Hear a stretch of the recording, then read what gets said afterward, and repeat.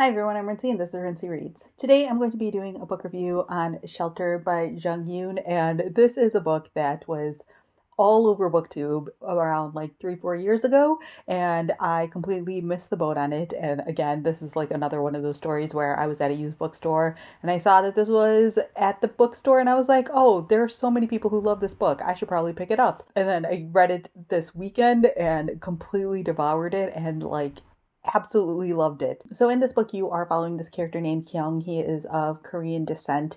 He is married to a white woman named Jillian, and they have a son together named Ethan. They are currently going through some significant financial troubles. They're upside down on their house, and they were considering selling their home in order to get some sort of money on it because they know that they're not going to be able to keep up with the mortgage payments or something along those lines. And so the story begins with a realtor in their house sort of assessing their home and trying to figure out what exactly they're going to do when the realtor looks outside and sees that there is a woman outside who is naked walking towards their house, and she points it out, and Kyung and Jillian realize very quickly that that is actually Kyung's mother. So Kyung is not on speaking terms with his family, and at the beginning of the book you're not really sure what exactly is going on, but he runs to her with a towel, completely embarrassed and trying to figure out what exactly is going on. The mother is speaking to Kyung in Korean, probably because she's traumatized, and Kyung doesn't speak it fluently, and so he's trying to figure out what she's saying, and he thinks he hears her say something along the lines of your father did this, or your father hurt me, or something along those lines. And so that's kind of where the story starts off. However, that's not really everything in the story that's going on. It actually turns out that Kyung's parents, Jin and Mei, have been robbed, and when they're found, they're violently hurt. Their maid shows up and she ends up getting extremely hurt as well. And so Mei and the maid are in the hospital for a little while. Everything basically changes because Kyung realizes that he has to take his parents in for a certain period of time, and it basically forces him to reckon with his past and everything that he has been trying to ignore or put behind him, or not deal with for a really long time, because in his mind, he's been trying really hard to keep his distance from his parents. So this book is kind of like a domestic drama thriller, kind of, maybe not thriller, suspense is probably a better word for it, book, because there's a lot going on here. First of all, there's the crime that occurred at Kyung's parents' house, which the criminals are at large, and so that's one part of the story. The other part of the story is kind of just what exactly happened in their house. You start to get bits and pieces of it as they give statements to the police, and different facts start to come up, and so that's a huge part of the story. But the majority of this book is about Kyung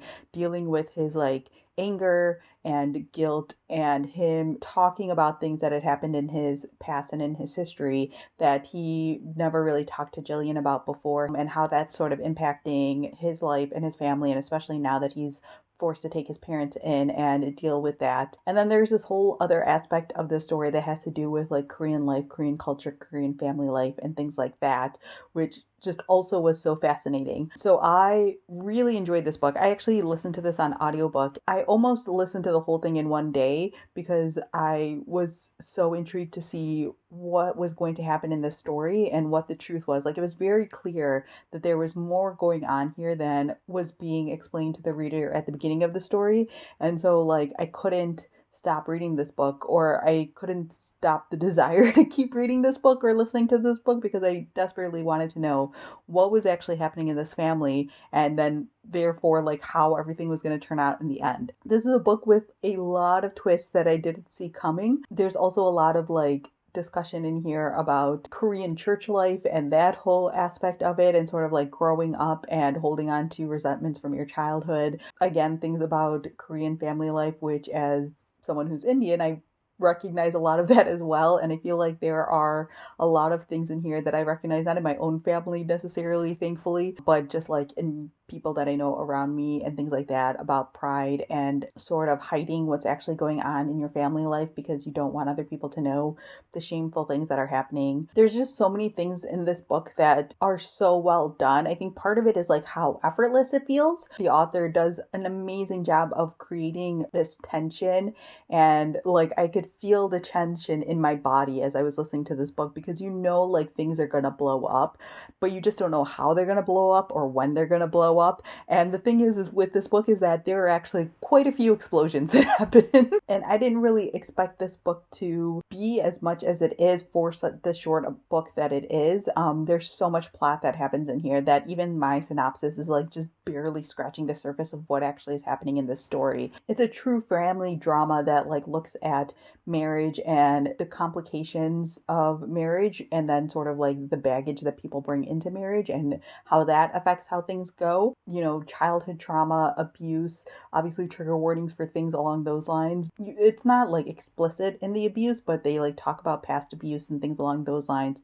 So I do feel like I should mention that, but I feel like this book just so expertly weaves the way that people try to hide those things in their lives and sort of the pressure that creates and the tension that creates within all of the people who are sort of holding on to the secret, and what happens when all of that blows up. Yeah, this book is amazing and brilliant, and I thought it was so well done. I've seen like a couple of people on Goodreads, because like I went on Goodreads to give it my rating, and I saw a couple of people talk about how they couldn't really like connect with May, and I think that's done on purpose, because that's kind of how, in my experience, a lot of Asian women are, especially when it comes to things like trauma and pain and abuse. They hold it back and they hold it in. And I think that you're not supposed to also fully understand May, because this is mostly told through Kyung's point of view, her son. And so he doesn't completely understand his mother either. And he like blames her for a lot of the stuff that happened in there. But yeah, he like holds his parents at a distance. So you don't really fully get to understand them as much as you might want to. But yeah, this book is like tragic, but so like beautifully written in the sense of like, I felt like you really understand where these characters are coming from, or at least like these three members of this family are really coming from. Not that you really like forgive them, but like Kyung is such an asshole. I usually don't swear on my channel, but there were so many times in this book where I wanted to like punch him in the face. But by the end of it, you'll also kind of understand why he's like that. It's not like excusing his behavior, but you're just like, well, I guess I kind of get why you're like this now. And even his parents and things like that, like I feel like I got it. Like I understood why they're like this. And again, maybe that just comes from my like cultural experience and background, having seen this up close in real life. But I just thought this like so beautifully captures all of that sort of tension and pride and anxiety and all of that so well. So yeah, I love this book so much. I was like wavering between a 4 and a 5 star rating, so I think this is more like a 4.5 star rating. I'm not like crazy about the way things ended, but I do like the ending. But yeah, this book completely took me by surprise. Even though like everyone I knew who had read this book absolutely adored it, I still was completely surprised by how good this book was. So if you were like me and like heard about this book forever ago and never picked it up, I highly recommend picking it up. Or maybe you're hearing about this book for the first time, I highly recommend you pick it up. So yeah, I give this one a 4.5 stars. So good, and definitely like one of the best, if not the best book I've read so far this year. So those are my quick thoughts on Shelter by Jung. Please leave a comment down below letting me know what you guys thought of this book if you've picked it up already. Like I said, I know a lot of people already have, so definitely come back and talk to me about it now. Or if you have any questions about the book, feel free to leave that down in the comment section as well. So yeah, that's all I have for now, and thanks for watching.